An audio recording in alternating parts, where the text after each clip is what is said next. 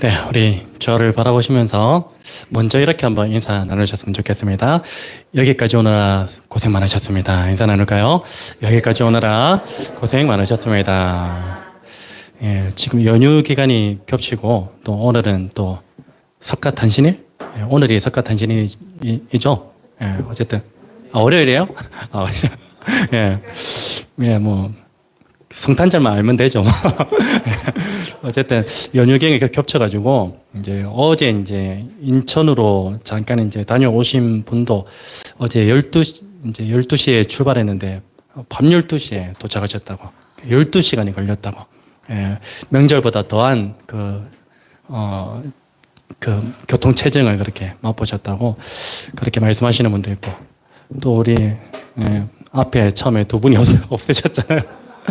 평소면 30분이면 올 거리인데 1시간이 넘게 이렇게 걸려가지고 놀러 가는 사람들이 왜 그리 많은지 참 여러분들 존경합니다. 놀러 가야 되는데 또 예배 자리에 나오셔가지고 우리 한 번 더 인사 나눌까요? 당신을 참 존경합니다. 인사 나눌까요? 당신을 참 존경합니다. 이렇게 한번 축복했으면 좋겠습니다. 당신은 하나님의 택함받은 자녀입니다. 축복할까요? 당신은 하나님의 택함받은 자녀입니다. 또 우리 자신을 향하여 이렇게 한번 축복했으면 좋겠습니다. 나 같은 죄인도 자녀 삼아 주셨습니다. 나 같은 죄인도 자녀 삼아 주셨습니다. 아멘. 오늘 저와 여러분 모두는 이 창세전 하나님의 계획하심 가운데서 예수 그리스도의 보배로운 그 피로써 구원을 받은 하나님의 자녀임이 틀림이 없습니다. 오늘 우리에게 베풀어진 구원은요, 오직 하나님의 은혜로 말미암아서 주어진 그 하나님의 선물이기 때문에 어느 누구도 자신의 공로를 내세운다거나 그것을 자랑할 수 없는 것이죠.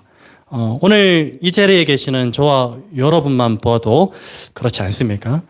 여기 계신 분들 가운데 나는 인품이 좋아서, 혹은 나는 이 성격이 좋아가지고 하나님께로부터 구원을 선물로 받았다, 그렇게 생각하시는 분 계십니까? 혹은 돈이 많아서, 나는 지식이 다른 사람보다 뛰어나서, 또 나는 그 어떤 사람들보다 선한 일을 많이 했기 때문에 하나님께로부터 구원이라는 것을 선물로 받았다라고 그렇게 생각하시는 분 계십니까? 만약에 여러분 구원의 조건이라는 것이 어떤 사람의 됨됨이에 있다거나 또 돈이나 지식에 많고 적음에 있는 것이라면요, 아마도 우리 가운데 구원받을 수 있는 사람은 단 한 사람도 없을 것입니다. 주일학교 시절에 많이 불렀던 그런 찬송을 좀 기억을 하는데, 이 찬송 아시나요? 돈으로도 못 가요. 이 찬송 아시죠? 대충 그 찬송의 가사가 이래요. 잘 들어보세요. 돈으로도 못 가요. 어디를? 하나님 나라. 자, 제가 앞에 거 이야기하면 여러분 뒤에 거 얘기하세요. 자, 힘으로도 못 가요. 벼슬로도 못 가요. 지식으로 못 가요. 어여뻐도 못 가요. 맘 착해도 못 가요. 거듭나면 가는 나라? 믿음으로 가는 나라? 할렐루야. 여러분, 이 찬송이 참 단순한 것 같은데요, 신학적으로 보면 이 찬송이 그렇게 단순한 게 아닙니다. 신학적으로 볼 때는요, 이 하나님 나라에 관한 그 핵심적인 메시지가 바로 이 찬송 안에 다 담겨져 있다고 그렇게 볼 수가 있습니다. 여러분, 하나님 나라에 들어가기 위해서는요, 먼저 구원이라는 그 사건이 우리의 삶 가운데 이루어져야 하는데요, 그 구원이라는 사건은요, 철저히 언제 이루어지냐면 자기 부인을 통해서 이루어지는 것입니다. 그리고 그 자기 부인이라는 것은요, 인간이라는 존재는 자신이 가진 그 어떤 힘으로도, 그 어떤 지식으로도, 또 그 어떤 외부적인 것으로도 죄에서 구원받을 수 없다는 것을 인식한다는 의미가 자기 부인이라는 것입니다. 여러분, 그러면 구원에 대한 정답이 나오게 됩니다. 무엇이냐면, 이 구원이라는 것은 하나님의 적극적인 개입하심 가운데서 우리에게 무엇이 주어졌냐면 믿음이라는 것이 주어지고요, 그리고 그 믿음이 우리의 삶 가운데서 작동되어져서 우리에게 덧입혀져 있던 모든 죄와 허물의 옷은 다 벗겨지고 그 위에 어떤 옷으로 입혀지는 것입니까? 의의 옷, 곧 예수 그리스도의 옷으로 옷 입혀지는 것, 그것이 바로 구원인 줄로 믿습니다. 여러분, 그리고 그 구원은요, 하나님의 나라로 들어가는 천국 열쇠가 되고요, 그리고 그 열쇠를 가진 모든 사람들은 죽어서가 아니라 이 땅에서부터 하나님의 자녀가 되는 그 권세를 가진 자로서 하나님의 나라를 누리게 되는 줄로 믿습니다. 요한복음 1장 12절 말씀에 이런 말씀이 있습니다. 다 아실 거예요. 영접하는 자, 곧 그 이름을 믿는 자들에게는 하나님의 자녀가 되는 권세를 주셨으니. 아멘. 여러분, 성경에서 가르치는 이 구원의 핵심은요, 너무나 간단합니다.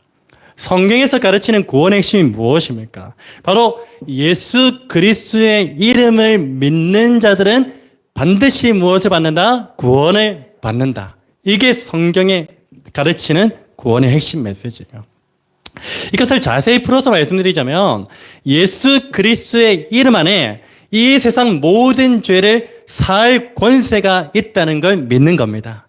또한 예수 그리스도의 그 이름 안에 모든 죄와 허물로 죽었던 우리가 우리의 그 생명이, 죽은 생명이 살아나는 권세가 있다는 것, 그것을 믿는 것이 바로 구원을 받는다라는 의미인 것입니다. 여러분, 그런데 여기서 우리는 중요한 사실 한 가지를 절대로 놓쳐서는 안 됩니다. 무엇이냐면, 오늘 우리를 구원에 이르게 하는 그 믿음은요, 무엇으로 주어지는가? 오직 하나님의 말씀을 어떻게 할 때, 들음으로 주어진다는 사실입니다. 이것을 간과하면 안 돼요. 그냥 주어지는 게 아니라 하나님의 말씀을 들음으로써 그 구원이 우리에게 주어진다는 것. 그것을 우리는 절대 간과해서는 안 된다는 것입니다. 여러분, 오늘 저와 여러분에게 주어진 그 믿음은요, 몇 대째 이어져 내려오는 그 가계의 혈통에 의한 것이 아니에요. 그냥 자연스럽게 내 부모가 믿었으니까, 우리 할아버지 때가 믿었으니까 자연스럽게 가계의 혈통에 의해서 그 믿음이 나에게 주어진 게 아니라는 것입니다. 다시 말해서 나의 부모가 믿음이 있다고 해서 그 믿음이 자연스럽게 나에게 주어지는 것이 아니라는 것입니다. 그리고 내가 믿음이 있다고 해서 그 믿음이 자연스럽게 자녀에게로 이어지는 것이 아니라는 말입니다. 여러분, 믿음은 오직 하나님 말씀을 들음으로 주어진다는 그 사실을 절대 잊지 마시기를 바랍니다. 로마서 10장 17절 말씀에 이런 말씀이 있습니다. 그러므로 믿음은 들음에서 나며 들음은 그리스도의 말씀으로 말미암았느니라. 아멘. 여러분, 무엇보다 이 믿음은요, 철저하게 하나님과의 1대1 관계에서 이루어지는 개인적인 사건이고요, 동시에 이 믿음은요, 개개인의 그 전파를 통해서 확장되어진다는 사실을 잊지 않으셨으면 좋겠습니다. 사도행전 16장 31절 말씀인데요, 주 예수를 믿으라. 그리하면 어떻게 된다고요? 너와 내 집이 구원을 받으리라. 바꾸어 말하면 주 예수를 믿으면 나와 내 집이 구원을 받게 된다는 것입니다. 그래서 믿음은요, 구원이라는 것은요, 하나님의 말씀을 들음에서 나는 것이고, 그리고 1대1 하나님과의 관계에서 머물러 있는 것이 아니라 그 구원의 사건, 그 믿음의 사건은 내 주변으로 흘러가게 되어 있다는 것입니다. 여러분, 성경에 기록된 예수 그리스도의 계보를 한번 보십시오. 그 계보를 보게 되면요, 마치 그 계보가 혈통에 의해서 그 믿음의 계보가 확장되어진 것처럼 그렇게 보여집니다. 그러나 예수 그리스도의 계보는요, 철저히 하나님과의 1대1 관계에서 이루어진 그 개인의 믿음이 어떻게 이어지는 겁니까? 가족과 그 다음 세대 가운데 전파됨으로써 확장되어진 것이에요. 자연스럽게 이어진 게 아니라 누군가의 내가 먼저 받은 그 믿음, 그 구원의 사건을 내 가족에게, 지인에게 전파함으로써 확장되어진 사건입니다. 오늘 본문의 믿음의 사람으로 기록된 라합도 마찬가지예요. 여러분, 간절히 바라기는요, 이 존재로 삶을 증명해내는 믿음의 사람이 라합을 통하여서 오늘 저와 여러분 모두가 어떠한 존재인지를 정확하게 알게 되는 은혜가 있기를 바랍니다. 그리고 무엇보다 저와 여러분 모두가 이 라합과 동일한 존재로 삶을 증명해내는 그러한 은혜가 있기를 바랍니다. 여러분, 오늘 본문에 기록된 이 라합에게는 수식어 하나가 붙습니다. 어떤 수식어가 붙습니까? 바로 기생이라는 수식어입니다. 여러분, 우리도 이 라합이라는 이름을 이야기할 때 그냥 라합이라고는 잘 이야기하지 않습니다. 어떤 라합이라고 부릅니까? 기생 라합이라고 부르는 경우가 상당히 많습니다. 여러분, 여기서 이 기생이라는 단어는요, 일반적으로 매춘 행위로서 이 생계를 이어가는 매춘부를 가리키는 것이에요. 대부분의 성경학자들은요, 이 기생이라는 단어를 두 가지 시각으로 바라봅니다. 하나는 어떤 시각으로 바라보냐? 말 그대로 매춘부라는 것이고요. 그리고 다른 하나는 여관 주인을 가리키는 것으로 보는 것입니다. 사실 라합이 어떤 일을 하는 여성이었는지는 별로 이 하나님의 구원의 관점에서는 크게 상관은 없어요. 여관 주인이었든 그리고 뭐 기생이었든 매춘부였든 그것은 하나님의 구원의 관점에서는 그렇게 크게 상관이 없다는 겁니다. 그렇지만 라합이 매춘부였다는 시각은 지배적이에요. 그리고 동시에 그가 유대인이 아닌 이방인으로서 구원을 받았다는 것에 우리는 주목할 필요가 있다는 것입니다. 여러분, 그래서 이 기생이면서 이방인이었던 그 라합이 하나님의 구원에 포함되었다는 그 사실은요, 세상의 그 시각으로 볼 때는 어떻습니까? 사회적으로도 신분적으로도 결코 일어날 수 없는 일이에요. 세상의 시각으로 보았을 때는. 동시에 라합이 구원을 받았다는 것은요, 오직 하나님의 은혜가 아니고서는 설명이 불가능한 일이었던 겁니다. 여러분, 오직 하나님의 은혜가 아니고서는 설명이 불가능한 그 사건이 어디에 기록되었냐면 바로 여호수아서를 통해서 기록되어져 있습니다. 우리가 그 사건을 잠깐 살펴보기를 원하는데요. 한번 잘 들어보십시오. 여러분, 라합이 하나님께로부터 구원을 받은 그 사건의 출발점은 여호수아 2장에서 기록되어져 있습니다. 모세가 죽은 이후에 이스라엘 공동체는요, 새로운 지도자를 맞이하게 되면 누굽니까? 여호수아입니다. 이 여호수아라는 그 새로운 지도자와 함께 이스라엘 공동체는 하나님께서 약속하신 그 땅을 점령할 준비를 하고 있었어요. 그런데 그들 앞에는 난공불락이라고 불리는 여리고성이 자리 잡고 있었습니다. 그 성은 이스라엘 백성들이 무너뜨리기에는 너무나 쉽지 않게 보였습니다. 자신들에게는 무기가 변변치 않겠죠. 어떤 군사력도 그렇게 있는 것도 아니에요. 그래서 이 난공불락의 성으로 불린 여리고성을 그들의 힘으로 무너뜨리기에는 참 쉽지 않아 보였던 것입니다. 여러분, 그러나 그들은 무엇을 붙들고 나갔습니까? 하나님의 약속을 붙들고 한 걸음 한 걸음씩 나아갔던 것입니다.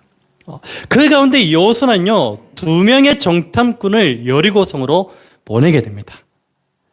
이 두 정탐꾼은요, 라합이라는 기생의 집에서 유숙하게 되었는데, 그때 여리고의 어떤 사람이 이 여리고성에 이스라엘의 정탐꾼들이 침입해서 라합의 집으로 들어갔다는 그 소식을 여리고 왕에게 전합니다. 그러니까 여리고 왕은 라합에게 사람을 보내죠. 사람을 보내가지고 정탐꾼들에 대해서 추궁합니다. 여러분, 그러나 이 정탐꾼들을 추궁하는 그 시점은 라합이 이미 정탐꾼들을 자신의 집 지붕 위에 숨겨놓은 상태이죠. 그리고 왕의 사신에게는 무엇이라고 이야기하냐면, 정탐꾼들이 자신의 집에 머물러 있었던 것은 사실인데 그들이 성문이 닫힐 때쯤에 그 성을 빠져나갔다라고 그렇게 이야기를 합니다. 여러분, 사실 라합이 정탐꾼들을 숨겨준 그것은요, 쉬운 일이 아니었습니다. 자신의 목숨을 건 행위였어요. 우리는 그냥 성경을 읽을 때 라합이 정탐꾼들을 숨겨주었다라는 그냥 문장만 보잖아요. 이게 우리의 실제적인 삶 가운데서 이런 행위를 한다는 것은 자신의 생명을 내놓아야 하는 그런 상황인 거예요. 쉽지 않았어요. 자신의 목숨을 건 행위면서 자신의 생명을 누구에게 맡기는 결단이었냐면 바로 이스라엘의 하나님께 맡기는 그 결단으로 볼 수가 있습니다. 라합이 정탐꾼들을 숨겨준 그 행위가. 그래서 히브리서 기자는 라합의 그 행위의 모습을 보면서 믿음이라고 그렇게 이야기를 하고 있는 것입니다. 여러분, 라합이 자신의 목숨을 걸고서 이 정탐꾼들을 숨겨준 그 이유에 대해서 성경은 이렇게 증가합니다. 여호수아 2장 8절에서 11절 말씀인데요. 우리 화면에 나오는데 함께 읽어보겠습니다. 여호수아 2장 8절에서 11절. 라합이 자신의 목숨을 걸면서까지 정탐꾼들을 숨겨준 이유입니다. 같이 한번 읽겠습니다. 시작. 또 그들이 눕기 전에 라합이 지붕 위에 올라가서 그들에게 이르러 말하되 여호와께서 이 땅을 너희에게 주신 줄을 내가 아노라. 우리가 너희를 심히 두려워하고 이 땅 주민들이 다 너희 앞에서 간담이 녹나니 이는 너희가 애굽에서 나올 때에 여호와께서 너희 앞에서 홍해의 물을 마르게 하신 일과 너희가 요단 저쪽에 있는 아모리 사람의 두 왕 시온과 옥에게 행한 일 곧 그들을 전멸시킨 일을 우리가 들었음이라. 우리가 듣자 곧 마음이 녹았고 너희로 말미암아 사람이 정신을 잃었나니 너희의 하나님 여호와는 위로는 하늘에서도 아래로는 땅에서도 하나님이시니라. 아멘. 여러분 9절과 10절 말씀 가운데 주황색으로 표시한 그 문장에 주목해 보십시오. 무엇을 알 수 있을까요? 여러분, 여리고성의 모든 사람들은요, 하나님께서 이스라엘을 대적하는 모든 무리들에게 어떤 일을 행하셨는지에 대해서 분명히 어떻게 했습니까? 들었어요. 10절 보십시오. 우리가 들었습니다. 모든 사람들이 들었어요. 여러분, 그러나 반전이 일어납니다. 그것을 믿음으로 받은 사람은 누구뿐이었습니까? 라합뿐이었습니다. 9절에 내가 아노라. 믿음으로 받은 거예요.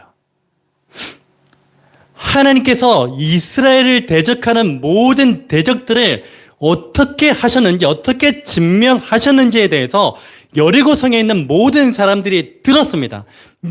믿음은 들음에서 나잖아요. 들었어요. 근데 그 모든 사람들이 들었지만 그것을 믿음으로 반응한 사람은 누구뿐이었습니까? 라합뿐이었습니다. 나는 안다. 여러분, 실제로 라합을 제외한 여리고성의 모든 사람들은요, 하나님에 대한 소식을 듣고서 두려워했습니다. 그렇지만 끝까지 이스라엘을 대적하고자 했던 정황이요, 여호수아 6장 1절에 기록되어져 있습니다. 제가 읽어드릴게요. 이스라엘 자손들로 말미암아 여리고는 굳게 닫혔고 출입하는 자가 없더라. 굳게 닫아버렸어요. 끝까지 자신들이 무언가 할 수 있다는 겁니다. 여러분, 믿음의 반응은 무엇일까요? 이 상황에서 항복하는 겁니다. 그러나 그들은 항복하지 않고 끝까지 그들이 이스라엘 백성들이 들어오지 못하게 문을 굳게 걸어 잠궜다는 겁니다. 여러분, 이 구원이라는 것은요, 단순히 하나님을 두려워하는 것에 머무르는 것이 아니라 하나님을 두려워함과 동시에 무엇이 있어야 됩니까? 자기 부인이 있어야 돼요. 여러분, 믿지 않는 사람도요, 때로는 하나님을 두려워하기도 해요. 그러나 하나님을 두려워한다고 그에게 믿음이 있다라고 이야기는 하지 않습니다. 두려워함과 동시에 무엇이 있어야 된다고요? 자기 부인이 있어야 된다는 겁니다. 제가 서두에도 말씀드렸죠. 그런 의미에서 하나님에 대한 소식을 듣고 두려움에만 머물러 있지 않았던 그 라합에게는요, 우리가 구원을 위해 할 수 있는 것은 오직 하나님께 두 손 높이 들고 항복하는 것 외에는 아무것도 없다라는 자기 부인이 있었다는 사실을 알 수 있는 것입니다. 그래서 히브리서 기자가 라합을 향해서 그 행위가 믿음이라고 표현하고 있는 것입니다. 여러분, 여기서 우리는요, 이 구원은 오직 하나님의 은혜로만 주어진다라는 그 진리를 발견하게 되는 것입니다. 사람의 지혜로, 지식으로, 힘으로, 돈으로, 어떤 권세로도 구원을 얻을 수가 없어요. 오직 하나님의 은혜로만 구원이 주어지는 것. 그 진리를 우리는 발견하게 된다는 것입니다. 여러분, 여리고성의 모든 사람들이요, 하나님에 대한 소문을 귀로 듣기는 했어요. 그렇지만 그것을 믿음으로 반응한 사람은 오직 라합뿐이었습니다. 여러분, 이러한 사실은요, 하나님의 구원에 대한 주권적인 선택이 오직 라합에게만 임했다는 그 사실을 말해주는 것입니다. 또한 이러한 사실은요, 오늘 이 시대 가운데 라합만큼이나 낮고 천한 존재가 누구입니까? 오늘 저와 여러분이에요. 라합만큼이나 낮고 천한 존재, 어쩌면 라합보다 더 낮고 천한 존재가 우리일지도 모르죠. 그 라합만큼이나 낮고 천한 존재인 우리에게 임한 그 구원이라는 것이 오직 하나님의 은혜였다는 사실을 다시 한 번 더 기억하게 하는 것입니다. 여러분, 그런 의미에서 우리는 이 찬양을 믿음의 고백으로 올려드렸으면 좋겠습니다. 하나님의 은혜라는 찬양인데요, 같이 한번 믿음으로 올려드리기를 원합니다. 구원뿐만이 아니라 우리의 모든 삶의 순간이 하나님의 은혜임을 그렇게 한번 고백했으면 좋겠습니다.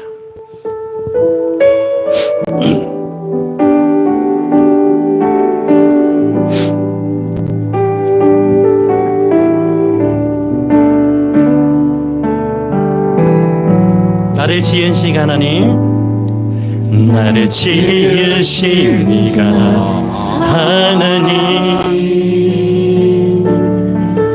나를 부르신 이가 하나님, 나를 보내신 이도 하나님, 나의 나 된 것은 나 하나님의 은혜다. 나의 달려갈 길 다가도록, 나의 마지막 호흡 다가도록,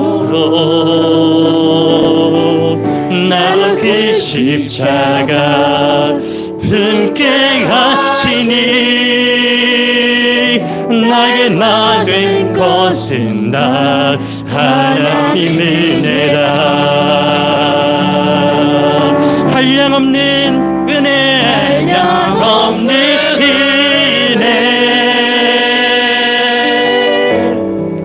갚을 길 없는 은혜, 내 삶을 배워 살아가면 하나님의 은혜,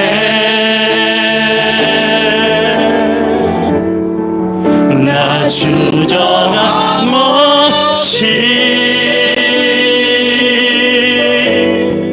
그 땅을 밟고도 나를 붙드시는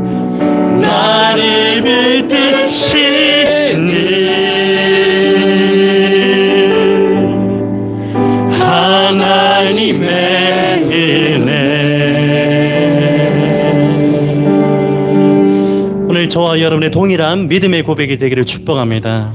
여러분, 간절히 바라기는 오늘 저와 여러분에게 주어진 그 구원이라는 것이요, 오직 하나님의 은혜임을 믿으신다면 날마다 자기 부인을 통하여서 우리에게 주어진 모든 삶의 순간이 하나님의 은혜임을 찬양하게 되는 저와 여러분의 복된 삶이 되기를 주님의 이름으로 축복합니다. 여러분, 라합이 하나님에 대한 소문을 듣고서 그것을 믿음으로 받게 된 그 구원의 은혜는요, 이제 어떻게 됩니까? 라합을 통하여 온 가족에게로 확장되어집니다. 믿음은 개인적인 사건이기면서 하면서 동시에 확장되어진다는 것, 그것을 기억해야 된다는 것이죠. 여러분, 실제로 굳게 닫혀있던 그 여리고 성벽의 일부가 무너졌습니다. 사실은 우리가 이 주일학교 때부터 들어오면 여리고성 전체가 무너진 것으로 그렇게 이해를 하잖아요. 근데 많은 성경학자들이 그렇게 견해를 보면요, 전체가 무너진 게 아니라 그 이제 들어갈 수 있는 그 일부가 무너졌다라는 거. 그 일부가 무너져서 이스라엘의 여리고성을 이렇게 점령했다라고 그렇게 그런 견해들이 주를 이루고 있습니다. 그래서 여리고성의 그 성벽 일부가 무너지게 되니까 이스라엘이 여리고성을 점령하게 됩니다. 그리고 성 안에 있는 모든 것을 진멸해요. 하나의 명령이니까. 모든 것을 진멸할 때에 그때 정탐꾼들이 약속한 게 있어요. 라합에게 무엇을 약속했습니까? 라합과 그의 가족은 살려주겠다. 라합과 그의 모든 가족들은요, 그 진멸함 가운데서 생명을 구원받게 됩니다. 유일하게. 여러분, 무엇보다 이 라합은 당시 기생이라는 그 낮고 천한 신분을 가진 이방 여인으로서 예수 그리스도의 계보에 이름을 올리게 되는 은혜도 있게 됩니다. 여러분, 저는 라합과 그의 모든 가족이 구원을 받게 된 이 사건과 오늘 저와 여러분이 하나님께로부터 받은 구원의 사건을 통틀어서 이 사건을 이렇게 정의내리고 싶습니다. 바로 이 사건은 하나님께서 치료하신 사건이다.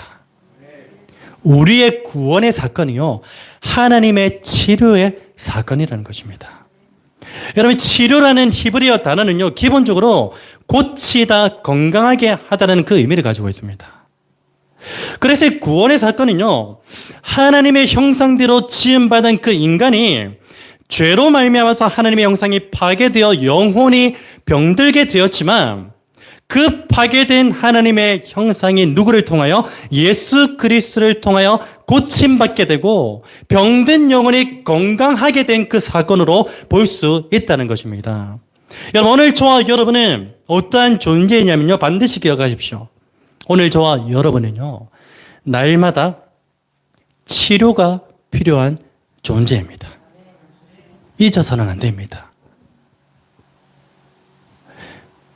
내가 신앙생활을 수십 년, 평생을 했는데 그래도 날마다 치료가 필요한 존재예요. 나는 목사인데, 나는 리더인데, 이 사람들 역시도 날마다 치료가 필요한 존재입니다. 여러분, 혹시 그 말을 기억하는지 모르겠습니다. 내 인생은 항상 공사 중이다. 완전하지 않다는 겁니다.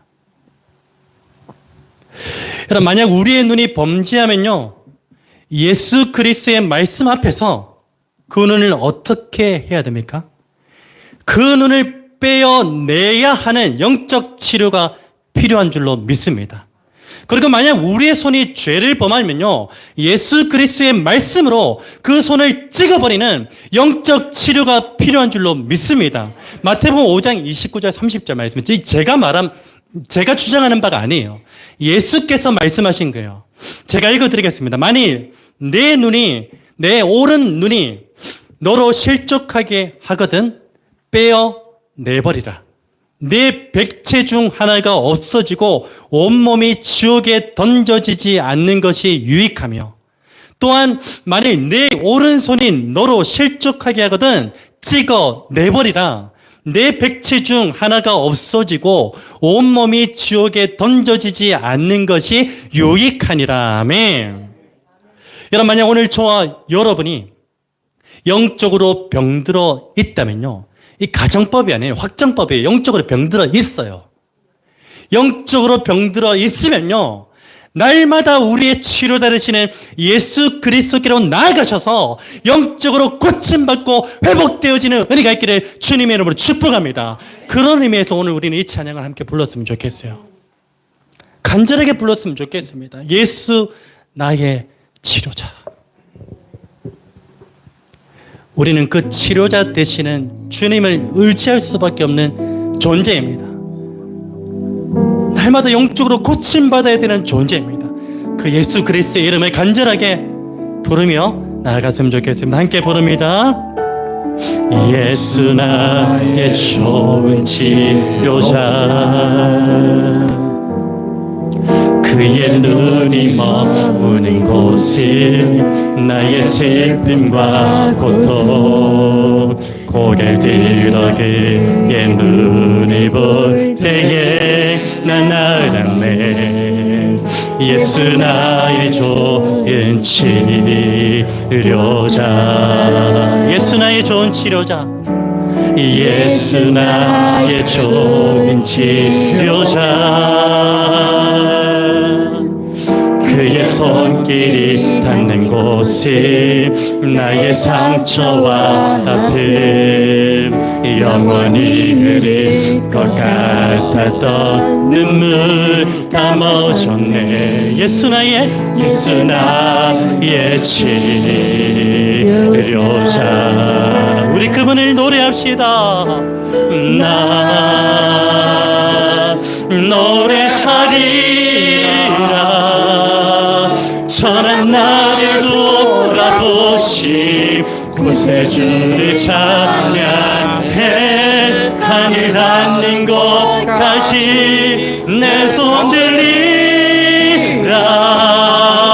예수 나의 치료자. 나 노래하리라. 나 노래하리라. 천한 나를 돌아보시 구세주를 찬양해.